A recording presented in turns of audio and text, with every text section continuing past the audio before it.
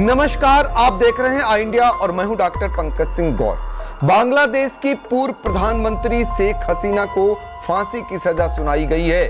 शेख हसीना पिछले 15 महीनों से भारत में रह रही हैं, इसलिए ये खबर भारतवासियों के लिए भी अहम हो गई है। शेख हसीना कैसे बांग्लादेश छोड़कर भारत में आई थी, सबने देखा था। कैसे उनको भारत में शरण दी गई हुई है, कैसे उनका हवाई जहाज भारत में उतरता है और शेख हसीना को भारत में शरण मिलती है। इसके बाद ये जो खबर आ रही है उसके मुताबिक शेख हसीना को फांसी की सजा सुनाई गई है। फांसी की जो सजा है, आपको बता दें कि बांग्लादेश कोर्ट ने तख्ता पलट के दौरान लोगों की हत्या करने का शेख हसीना को दोषी माना है, जिसके चलते उन्हें फांसी की सजा सुनाई गई है। उन्हें ढाका की इंटरनेशनल क्राइम्स ट्रिब्यूनल ने जो है मानवता के खिलाफ अपराधों का दोषी पाया है और उसके बाद ट्रिब्यूनल ने उन्हें 2024 के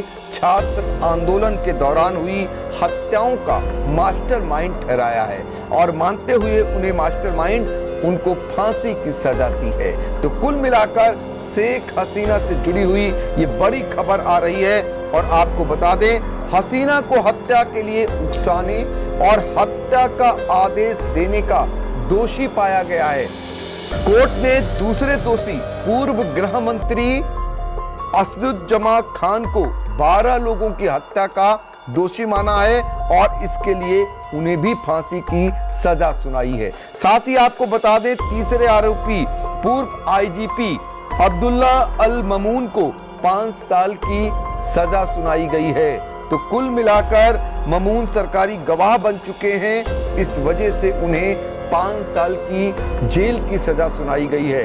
तो इस समय जो सबसे बड़ी खबर आ रही है वो ये आ रही है कि एक तरफ शेख हसीना को फांसी की सजा सुनाई गई है, दूसरी तरफ हसीना और अस्दुज्जमा कमाल की प्रॉपर्टी जब्त करने का आदेश कोर्ट ने दिया है।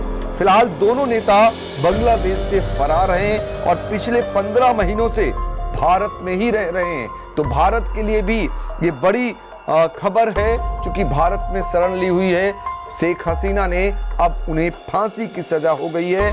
और ये आपको बताते हैं कि ये मामला कब का था, ये भी जान लें। जुलाई से अगस्त 2024 के छात्र आंदोलन के दौरान हिंसा और मौतें हुई थी। सबने देखा था किस तरीके से बांग्लादेश में वो हिंसा फैली थी। वो वीडियो जो वायरल हुए थे राष्ट्रपति भवन से लेकर प्रधानमंत्री कार्यालय से लेकर, आप देख रहे होंगे, वो देखकर ही लोग दहल जा रहे थे। और उस हिंसा में बताया जाता है 1400 लोगों की मौत हुई थी। तो ये भी एक बहुत बड़ा एक हिंसा हुई थी, बहुत बड़ी, और जिसमें इतनी सारी मौतें हुई थी। हसीना पर आरोप है कि मानवता के खिलाफ उन्होंने अपराध किया और अपराध उनका ये था कि आंदोलन रोकने के लिए बांग्लादेश की सरकार की एजेंसियों ने निहत्थे प्रदर्शनकारियों पर फायरिंग की, ड्रोन और हेलीकॉप्टर से हमले किए। ये आरोप हसीना पर है। साथ ही आपको बता दें, लीथल फोर्स का इस्तेमाल किया गया, ये भी गंभीर आरोप है, जिसमें पुलिस को लीथल फोर्स के इस्तेमाल का ऑर्डर दिया, जिसमें स्टूडेंट अबू सईद की हत्या और चांद खार पुल नरसंहार शामिल है। एंड फोर डिसअपीयरेंस, सैकड़ों लोगों का अपहरण और उन्हें गायब करने का भी आरोप है। टॉर्चर और एक्स्ट्रा जुडिशियल किलिंग्स, यानी लाशें जलाना, सबूत खत्म करना, ये आरोप है। और इंसाफ में बाधा डालना, जांच एजेंसियों और कोर्ट पे दबाव, यानी करप्शन। और साथ ही जो चार्ज फेम हुआ था, 5 मुख्य जो चार्ज फेम हुए थे, उनमें केस में प्रोसिक्यूटर्स ने हसीना को मास्टरमाइंड बताया। तो शेख हसीना को फांसी की सजा हुई है और उनकी सारी प्रॉपर्टी को जब्त कर लिया गया है। ये इस वक्त की सबसे बड़ी खबर आई इंडिया पर आ रही है। Sai Sanjeevani hospital, station road, Sitapur. Sitapur का पहला मल्टी स्पेशलिटी हॉस्पिटल, जहां आपको जनरल फिजिशियन, हड्डी रोग, स्त्री रोग, जनरल सर्जरी, नाक कान गला और न्यूरो के डॉक्टर उपलब्ध हैं।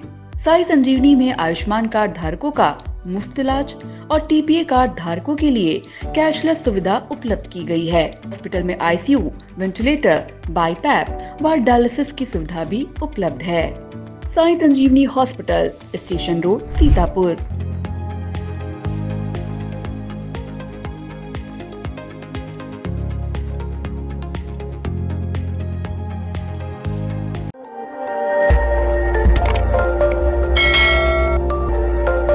खबर आपकी, नजर हमारी। देखते रहिए आई इंडिया।